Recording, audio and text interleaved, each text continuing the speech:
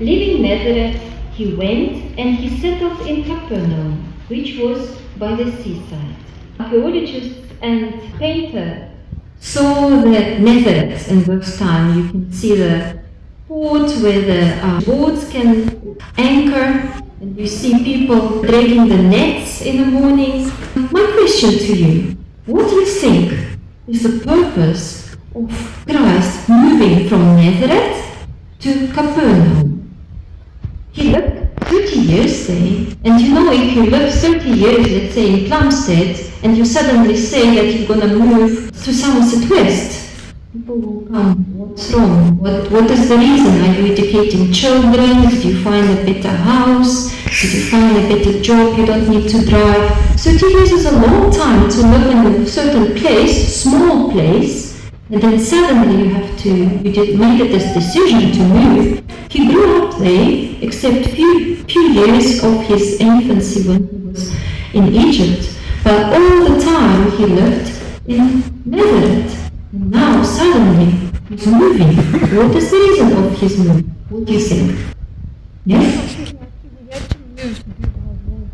Yes, why couldn't he do the God's work in Nazareth?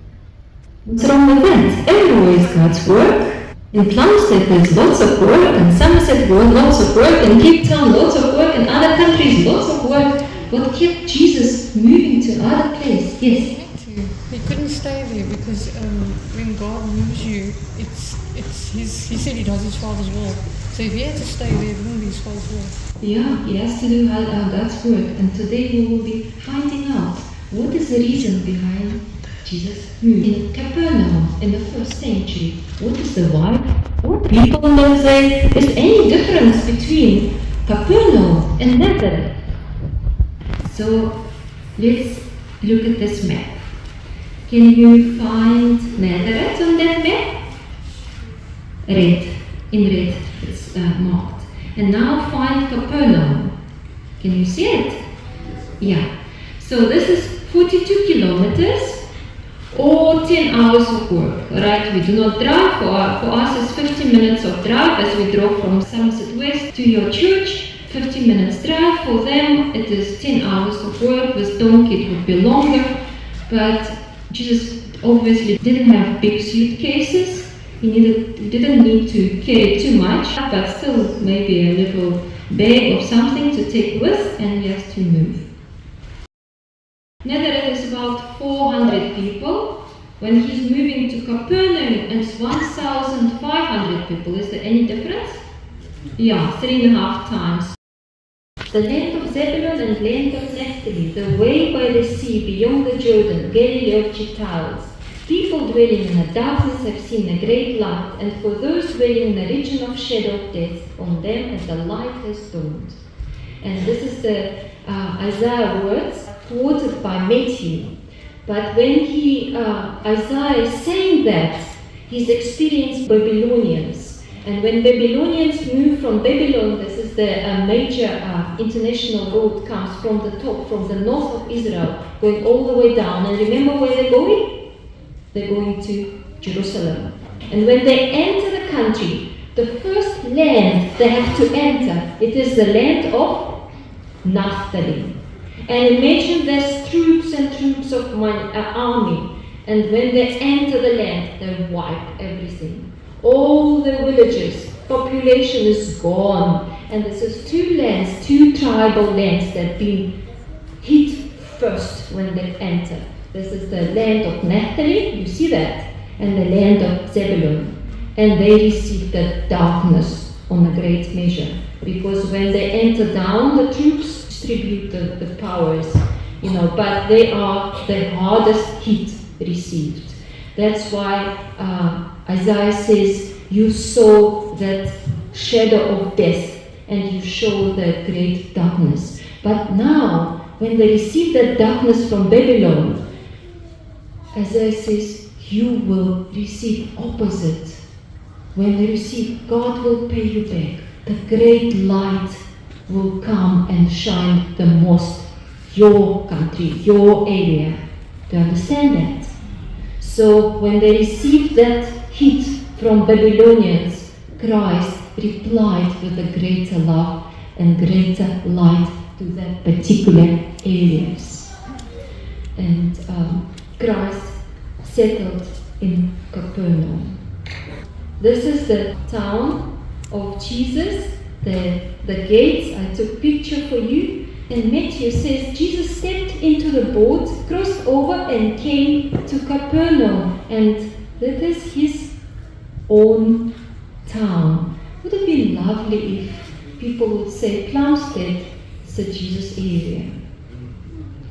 It's a Plumstead where you feel people just enlightened by Christ's love and affection and hope and mercy, and everything just shines in a Plumstead if you come into that area.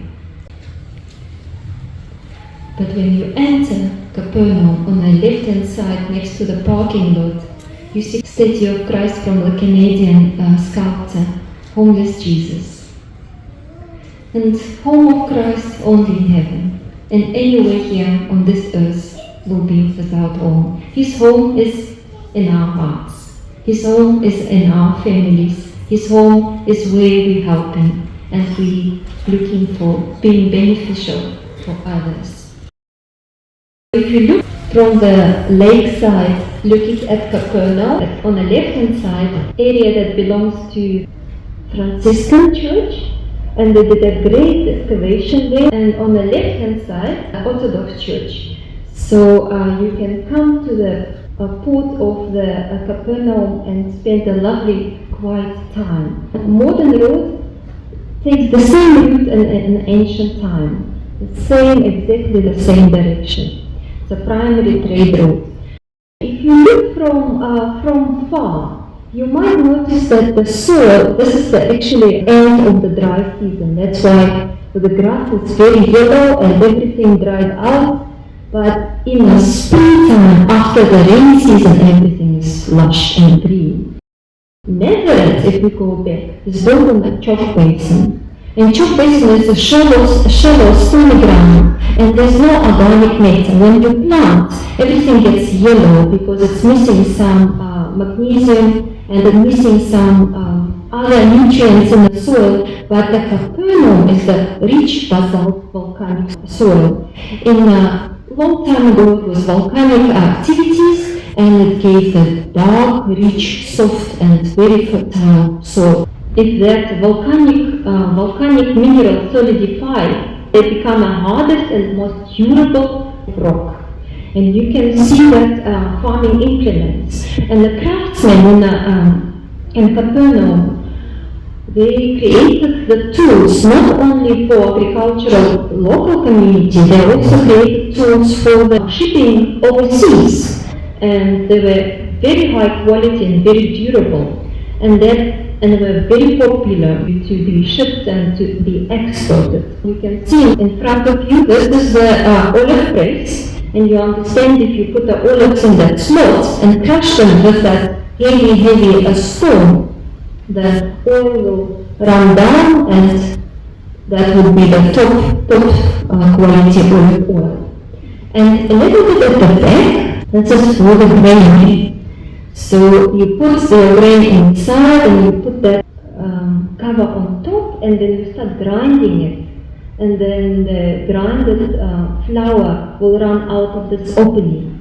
Can you follow me? Can you see that implement? Yes, and this is that press that Jesus was talking about. If anyone between me and the little child and hindering path of the child to me, he says that's exactly the stone Christ pointing in his area. It's better for him to hang it on your neck and jump into the sea. Which sea? The Galilean Sea, just a few meters down. Water unites people, and especially a small community around the sea, around the lake, will be fishing. So if you stay on one side of the Sea of Galilee, it will be 30 kilometers wide on the widest part across, and 20 kilometers on the longest part. So it's not as big a lake. And then you can see actually any side of the lake to any perimeter. So you can follow any boat that goes around the lake. And you can see who is on the lake now. You can say, oh, this is my neighbor, John. Oh, this is Bartholomew in his boat. I know his boat, how the boat looks like. So you can follow anything what's going on. That's why, remember when they saw Jesus Bethsaida, they all quickly ran around the shore to get the boats. Because in another hour and they don't have a boat, they will catch up quickly. While they started preaching, they will be already there. What other kind of careers people would have then? Stone-mason craftsmen would be working with the stones, yeah? What carpenters, yeah, all these workers are necessary for the community to prosper. So, yeah, any type of craft would be there.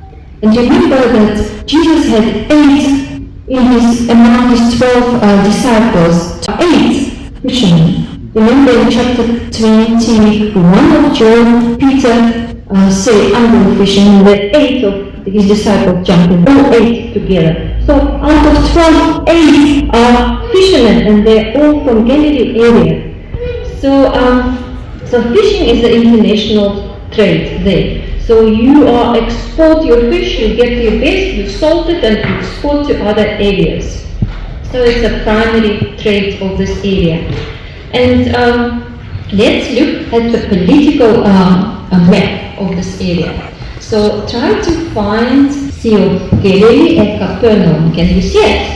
Can you see that it's very close to the marking between Galatonitis border? Can you see that it's the last town before you crossing the border to Galatonitis?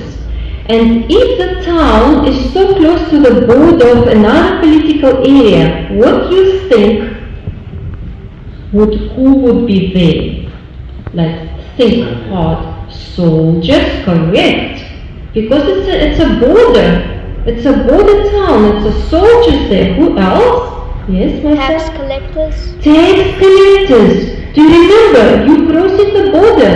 You leaving one as a passport, you get another one that didn't have passport as such, but you crossing the border. It will be tax booths, tax collectors, soldiers, and retired soldiers as well. All diversity of all sorts of people of walks and backgrounds, and of course traders, because you just going to be in another political area, you do your trade. And in the area of Galatonitis was lots of zealots. And zealots is a political party who are anti-tax, anti-Rome, and we have a disciple who is zealot. Who is that? Simon. Remember Simon Peter, but we have another Simon who is called zealot. Simon Zealot, yeah, it's mentioned in Mark. So, and zealots were take up your sword, ready to fight because there's no king except God. That was their attitude. We are not accepting any Romans. And there's a very interesting place for Christ to lead his ministry. And this is kind of microcosm of the Roman world. So Christ exposing himself to such a variety of worldview, and he's on the intersection of all different walks and backgrounds of different people. And if you look at this map, you can see actually 4 regions around the Sea of Galilee. Do you see that? 1, 2, 3, 4. So Galilee itself belonged to Herod Antipas, is the son of the Herod the Great, and then his brother Philip got the Galatonitis. And Decapolis is the pure Roman territory. There's no Jews, there's no knowledge of God, there's no nothing. It's a pure Hellenistic area. So they divided this the territory between the Roman governors. And if you go to every political area around the Sea of Galilee, you will suddenly feel yourself completely different. In Galilee, it's primarily Jews town, and Torah and synagogue, God, knowledge of God. of course, the soldiers who are patrolling the area. But if you go to Galanitis, there'll be small towns of Jews, but larger towns of Romans. And lots of zealots, but if you go to Decapolis, there's nothing. There's no knowledge about God at all whatsoever. So that's how the political world of first century worked in this time. So remember Jesus, when he healing someone or somewhere, sometimes he says, go and tell everyone. And then suddenly, sometimes he says, don't tell a single person. And we wonder why he behaves like that. What makes him suddenly say everyone and then don't tell? Will not the one who will say everyone will not tell the ones who don't say everyone? You know, how does it work? It's quite confusing. And the political map is the answer to you. Because if you're preaching and he's healing in a Jewish area in Galilee or Jerusalem or Judea, everyone knows about God. And then everyone is in the expectation of Messiah who will be the revolutionist, who will conquer the Roman Empire and he will lead them out. That's why it says, Christ, just keep quiet, don't tell everyone. I'm not keen from your expectation. Shush, and don't tell anyone. I'm working other way around. When he is in Decapolis, in Kusi, when he's chasing the demons out of the, you remember the swine flock? And he says, tell everyone, because not a single person knows about him, the healer and the Savior. He says, tell everyone. Christ is working according to the area, according to the needs of the person. Depends where he is. Do you understand that? That's how we have to work as well. Depends where we are, with whom we are talking with. So, and what is the implication of that? Christ moving to the Capernaum. So, let's think that you are a Jewish fisherman, and you're from Magdala. Magdala is just 2 kilometers from Capernaum down the lake. You can walk easily, half an hour walk, you can walk to Magdala, and Magdala is the place where Mary Magdalene is, where she gets her name from. She's there from village next to the Capernaum. And then, and Magdala was a big port. Altogether we had 10 ports on the Lake of Galilee. And imagine you are a fisherman, and you go out at night, and it's a back-breaking work, and it's really heavy nets to pull, and by morning you are hungry, you are tired, and except that you have to sort out your fish now, alright? You have to get clean your nets, sort out your fish, and we count the fishes, alright? Because we have to pay tax 80%. Out of 10 fishes, doesn't matter small or big, 80% will go to Emperor. And if you think South African tax is big, poor first century craftsmen and fishermen and everyone. So now out of, let's say, 100, that is a very good catch, 100 fishes, very good catch. We read in John they caught 153, remember? So, but 100 is a good catch. Now you sort out your fishermen and you count. Oh, this one is good. Tilapia. Tilapia is a clean fish. Anyone try tilapia? I see some people did. So it's a very young fish. If you go to Galilee, if you go to Capernaum in hotels and restaurants, that's what you're gonna eat. Tilapia Galilean.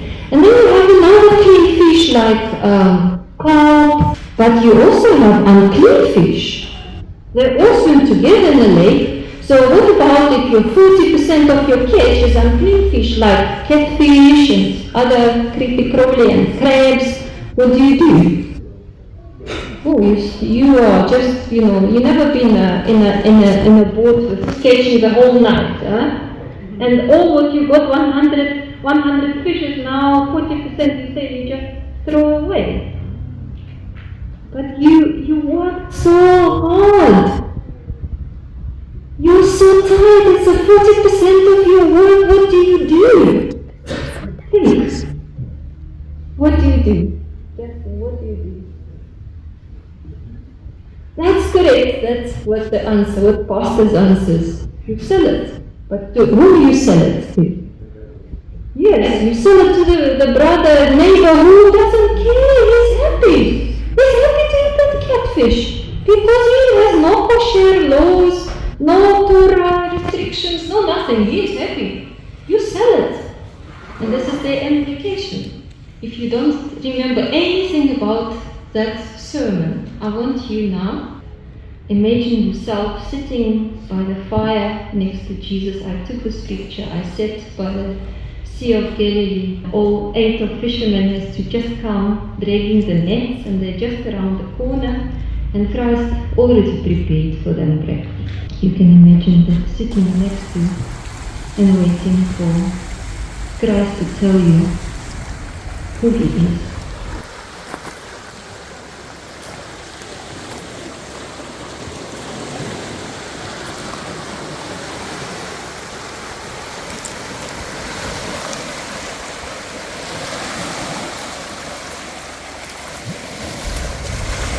And if it's a fish that disciples caught, tilapia, you will sell it, or you will use it if it's a kosher fish and safe to eat. And now let's look at Capernaum. You see this remains of the walls, black basalt rocks, tried to preserve the area where Jesus was preaching, and that white limestone synagogue was built 350 years later. After Christ. This is not part of that construction and architecture in those times. You can see how close the houses were together. It's a very tight city lived together. You don't really have yards for anyone to grow. You just live on top of each other, wall to wall. Christ is dealing in a microcosm of the world. And that's what he gives us example. He puts himself as a light in that community. And he is also the light for disciples to work with the community as he's working. The disciples can watch, observe, and do the same. Now, what kind of healings or events you can remember from scripture? Very good. Healing man with the leprosy. If you look at synagogue, it will immediately give you that flashing light. Synagogue. What happened with the synagogue? Remember synagogue official? What happened with him? With his child, with his daughter, remember? And with the lady on the way to his house. Remember, that all happened around Capernaum. Very good. And he healed the man, and he went to Peter's house. Correct, he went to Peter's house. On top of the Peter's house, nowadays is the Frankincense Church. So he went to Peter's house and he saw who was lying sick there. Who is lying sick? Mother-in-law, correct. She was sick with fever. And Jesus touched her hand and she got up and she served him. And early Christians were preserving the memory of the Peter's house, and they built on top and on top. And when the archaeologists excavated, they came down to that very, very special rectangular church they built on top of the Peter's house. From the top, you can see very tiny room. Can you see there? Like a square type of room. There's no wonder. It's not a big house. There's no wonder there's no space. Even outside, around the house, everything was packed. No wonder everything was crowded, they couldn't get in. And that is the area basically you're looking for when they start breaking the roof. Jesus cured many who had diseases, sicknesses and evil spirits, and gave sight to many who were blind. And that all happened in Capernaum. Because light came into the world. And his fame spread throughout all Syria, and they brought to him all sick, all afflicted with various diseases and pains, and those with demon-possessed, epileptic, paralytics, and he all of them he healed them. And the crowd followed him from Galilee and Decapolis, and from Jerusalem and Judea, and even beyond the Jordan. And Christ was there. And now we will come to the Mount of Beatitudes.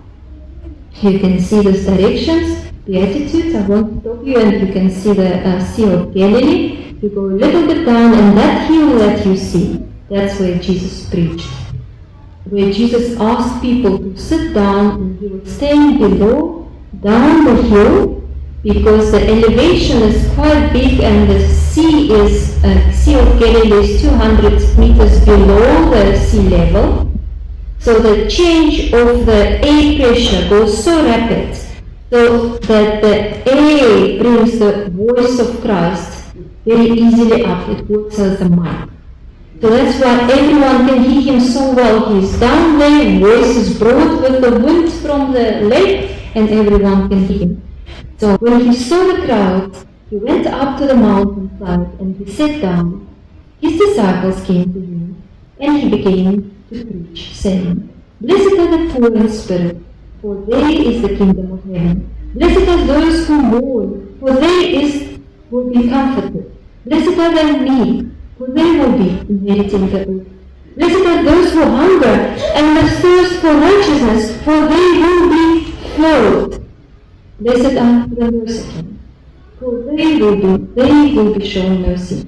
Blessed are pure in heart, for they will see God. Blessed are peacemakers, for they will be called sons of God." Are you enjoying Christ's voice on the hill of Galilee? Jesus is an expert communicator, using everything what's around him. He's drawing into the cultural waters, and this is the image what we have. And now he's talking about salt. He says, "You are the salt of the earth, but if the salt loses the saltiness, what can make it salty again?" And this is the Magdala.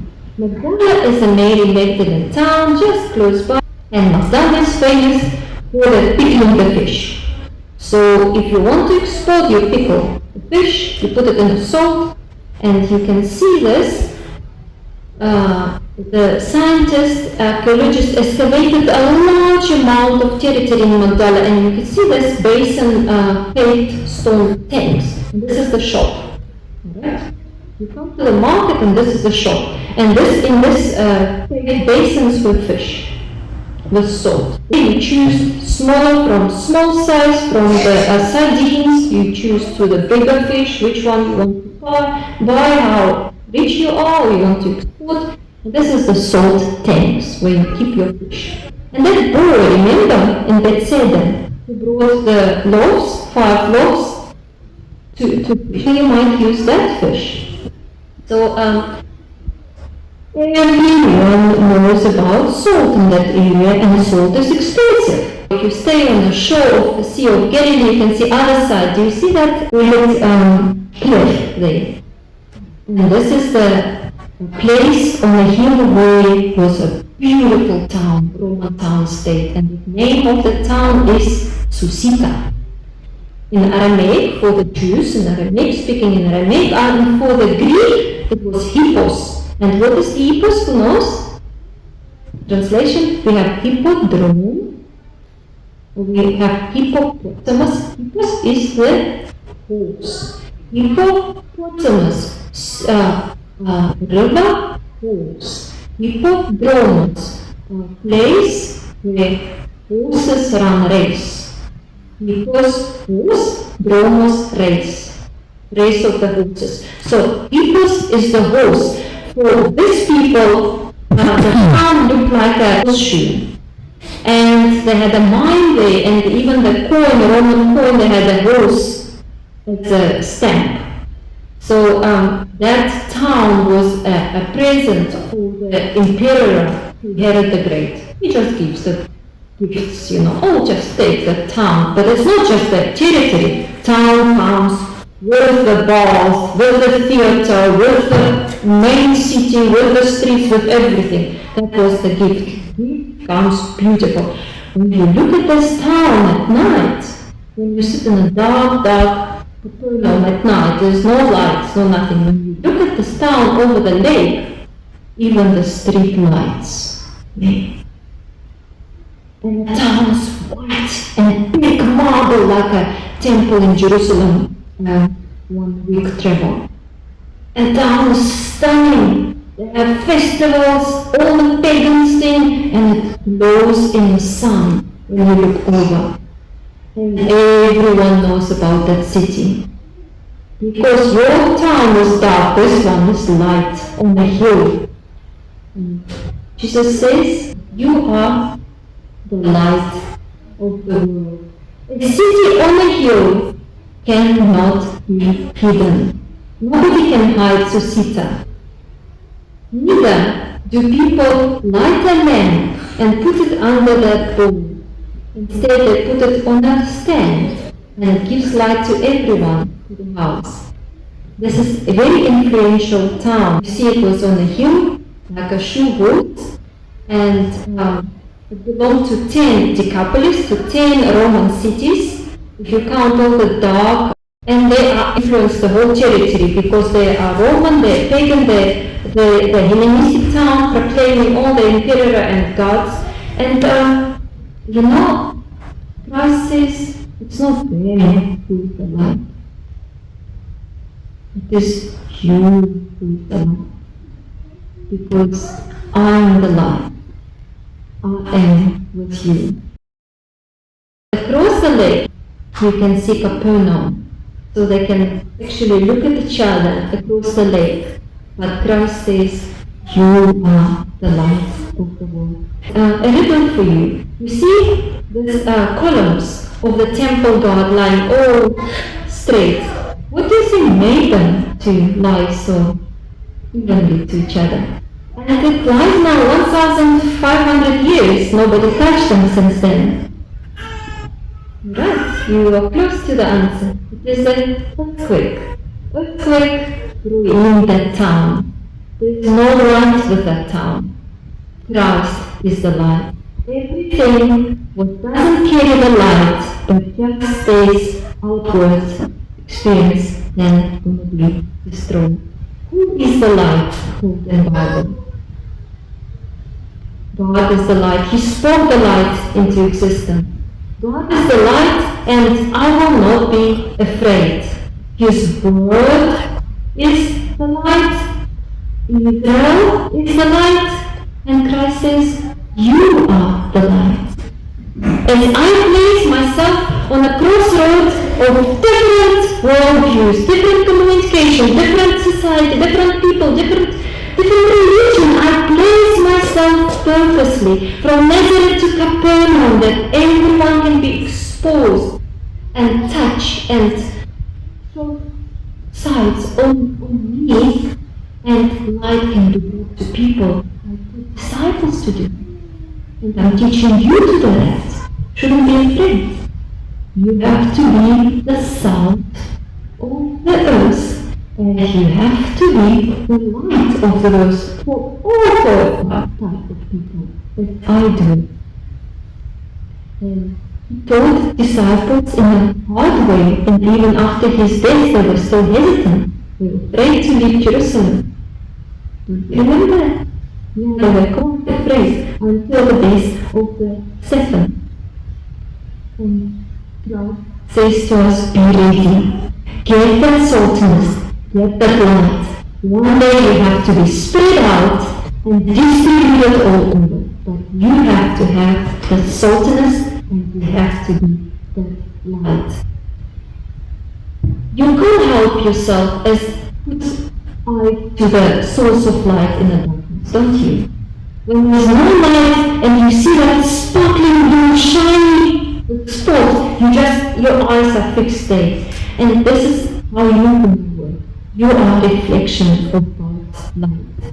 And He is the true light that came to the world.